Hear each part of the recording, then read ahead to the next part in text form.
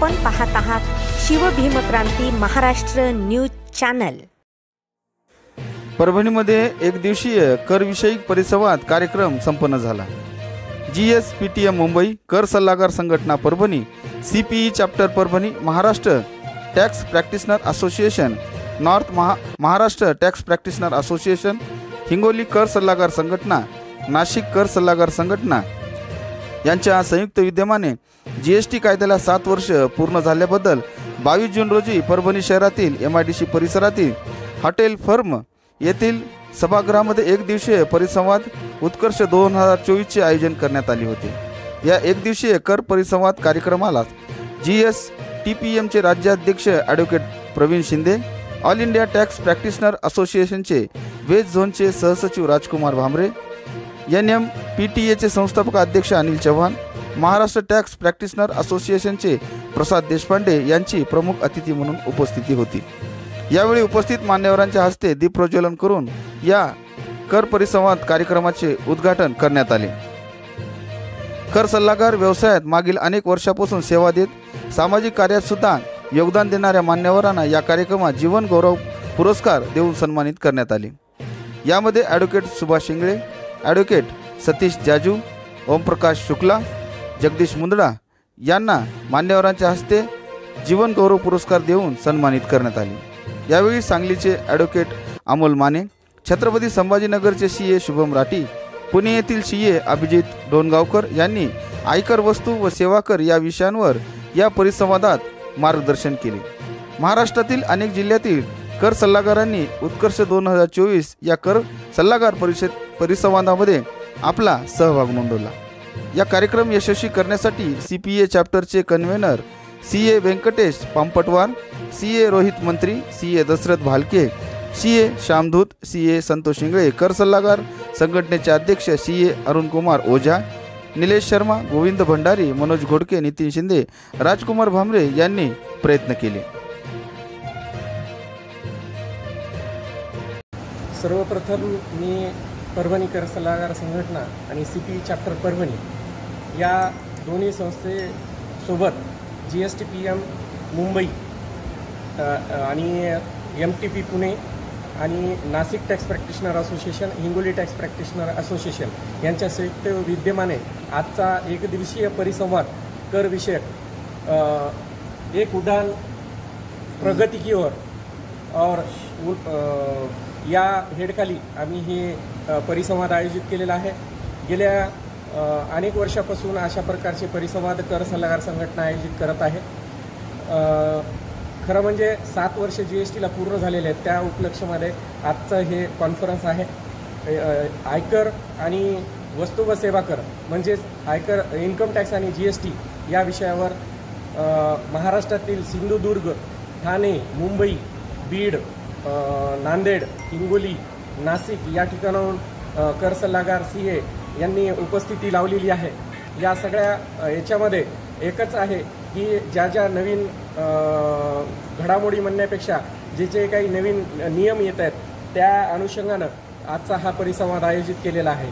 आणि ज्यांच्यामुळं या परभणी शहराचं नाव एक कर सल्लागार म्हणून, उत्कृष्ट कर सल्लागार म्हणून आम्ही त्यांना सिनियर्स लोकांना ज्यांची प्रॅक्टिस आज 30 वर्षाच्या पुढं आहे अशा प्रॅक्टिशनर लोकांचा आम्ही जीवन गौरव पुरस्कार या ठिकाणी कर सल्लागार संघटनेकडून आयोजित केला होता। त्यात आमचे ज्येष्ठ कर सल्लागार इंगळे साहेब, शुक्ला साहेब, त्याचबरोबर मुंदडाजी आणि जाजूजी यांचा आज यथोचित सत्कार कर सल्लागार संघटनेकडून केलेला आहे। मी C अरुण कुमार ओझा ह्या वर्षी टॅक्स प्रॅक्टिशनर असोसिएशनचे अध्यक्ष आहे आणि आमची tax practitioner association CPE chapter म्हणजे आपली CA असोसिएशन परभणी यांच्या दोघांच्या जॉईंट विद्यमानाने दरवर्षी आम्ही वेगवेगळे सेमिनार, कॉन्फरन्सेस घेतो। तरी आमचं असं 3रं वर्ष आहे सक्सेसिव्ह की आम्ही 1 डे फुल सेमिनार घेतो। आम्ही अर्धा दिवस किंवा 1 दिवसाचा सेमिनार घेतो, 2 दिवसात घेतो, पण हा आमचा जो ओरिजिनल किंवा मोठा सेमिनार म्हणला जातो हा जनरली आम्ही मागच्या 3 वर्षापासून घेत आहे। आणि वेगवेगळ्या जागेवरून पुणे, मुंबई, औरंगाबाद, संभाजीनगर, नाशिक, जालना, बीड इथून भरपूर आपले श्रोते किंवा आमचे मेंबर्स इथे येतात आणि आमचे जे काही कार्यक्रमाची घेण्याची पद्धत आहे किंवा आम्ही ज्या प्रकारे कार्यक्रम घेतो त्या कार्यक्रमाच्या आपल्या अनुषंगाने म्हणा आणि ज्या काही आम्ही ज्या पद्धतीने कार्यक्रम घेतो त्याला ते खूप त्यांचा रिस्पॉन्स आणि चांगल्या प्रकारे त्यांचा प्रतिसाद आहे. त्या प्रेमापोटी ते लोक इतक्या लांबून येतात. आजच्या जग हे डिजिटल जग आहे. आपल्याला कोणत्याही गोष्टी कधीही आपल्या इंटरनेटवर आपल्या मोबाईलवर सहज सापडू शकतात. पण आपल्या परभणीच्या प्रेमापोटी हे सगळे लोक इथे येतात आणि हा आपला इव्हेंट दरवर्षी सक्सेसफुल करतो. ह्या कार्यक्रमामध्ये आम्ही अजून एक आमच्या हातात एक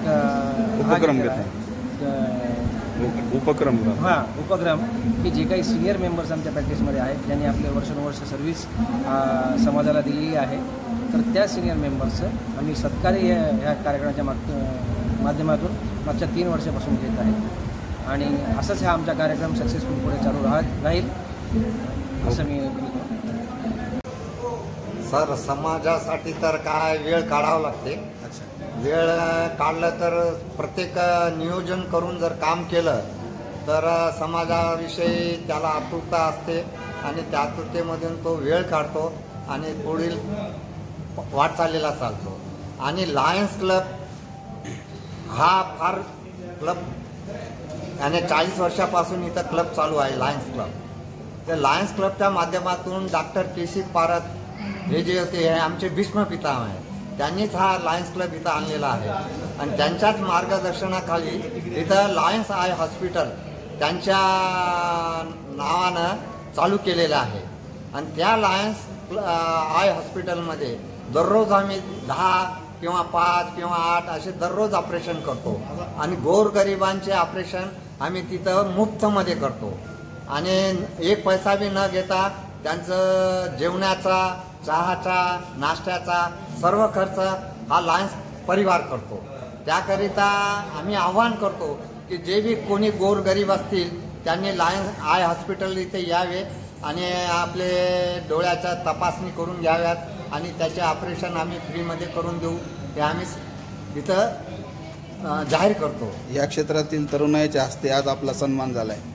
आज अचिव्हमेंट अवॉर्ड जे म्हणताय सर, काय वाटलं आज आनंद? नाही, हा आनंद द्विगुणित आहे आणि आम्ही नवीन पिढीला हे आवाहन करतो की काम करते वेळेस डिप्रेसमध्ये जाऊ नका आणि काम करताना ती जिद्द ठेवा की मी हे काम करल आणि ही जिद्दच त्यांना आहे ना पुढील मार्ग दाखवल.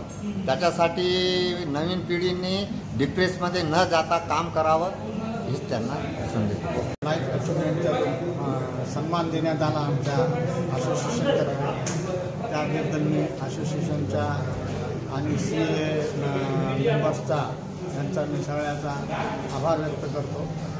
आणि दुसरी गोष्ट म्हणजे आजच्या माझ्या या 40 ते 45 म्हणजे मी 45 वर्षापर्यंत प्रॅक्टिस केलेली आहे. आत्तासुद्धा प्रॅक्टिसमध्ये जी झालेली आहे की हे जे आमच्या वेळ जे असायचे त्याच्यानंतर हा जो बदल झाला हा पूर्ण बदल आता ऑनलाईन आणि पूर्ण ह्याच्या GSTचा कायदा हा एवढा काही रोज त्याच्यामध्ये दैनंदिन रोज सर्क्युलर रोज त्याच्यात अमेंडमेंट आणि हे जेव्हा येतात तर त्यावेळेस प्रॅक्टिस करणाऱ्या व्यापाऱ्याच्या हितामध्ये काय स्टेप घ्यायची ह्याच्यात प्रॅक्टिशनरच थोडा घुटमळून जातो आणि त्याच्यामुळं काय होतं की त्या व्यापाऱ्याचाही हित व्हावा आणि शासनाचा जो कर वगैरे जो आहे त्या नियमाप्रमाणे भरल्या जावा त्याला. कारण कि क्या है कि जो भी काम करते हैं वो जीवन में अपना संघर्ष के साथ और पूरी अपना तन से और अपना कॉन्फिडेंस से करने के बाद ही उसमें आदमी सक्सेस होता है. जी आज मेरे को 52 साल की प्रैक्टिस हो गई है. मैं नांदेड़ से मैं 2-3 साल रहा, फिर यहाँ का नया इस्टेब्लिशमेंट किया. तो जीवन में जब तक कि तुम अच्छी तरह से पढ़ाई नहीं करोगे, जब तक तुमको नॉलेज नहीं रहेगा तो तुम्हारे पास पावर भी नहीं रहेगा. जब नॉलेज इज द पावर, जब आपको अगर कोई भी चीज़ का अच्छा नॉलेज रहेगा तो आप हर चीज़ में अपना सक्सेसफुल हो सकते हैं. सक्सेस के लिए सबसे बड़ी सीढ़ी ये है कि आपको नॉलेज रहना चाहिए, आपको जीवन में संघर्ष और सभी को अपना पूरे जो आपका काम है उसमें पूरा योगदान देना, ये आपकी सबसे बड़ी. सर उस वक्त उतने सुविधाएं नहीं थी. हाँ. आज हर चीज़ की सुविधा है. हाँ. आपके क्षेत्र में बहुत सी सुविधाएं हैं, लेकिन उतना रिजल्ट नहीं है, ऐसा लगता है आपको काम करने का? नहीं, वैसा कुछ नहीं है, वो आदमी के ऊपर है जी। क्योंकि जैसे जैसे अपना ये बढ़ते जाएंगे सुविधा, तो वैसे वैसे अपना कानून भी बढ़ जा रहा है, वैसा काम भी बढ़ते जा रहा है। जब हमारे ज़माने में तो अपना टर्नओवर बहुत छोटा होता था, 1,00,000 2 लाख 1 कोटी वाला आदमी बहुत होता था कि भाई वो 1 कोटी का अपना टर्नओवर है।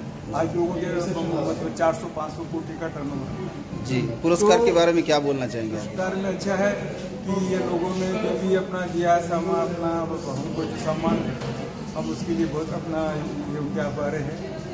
और हम इनसे जो नए अपना जो भी कैंडिडेट अपना ये फील्ड में आए हैं CA के और प्रैक्टिस में, तो उनको ये हमारी सदिच्छा है कि उन्होंने अच्छे मेहनत से लगन से काम करें और अपने ऊपर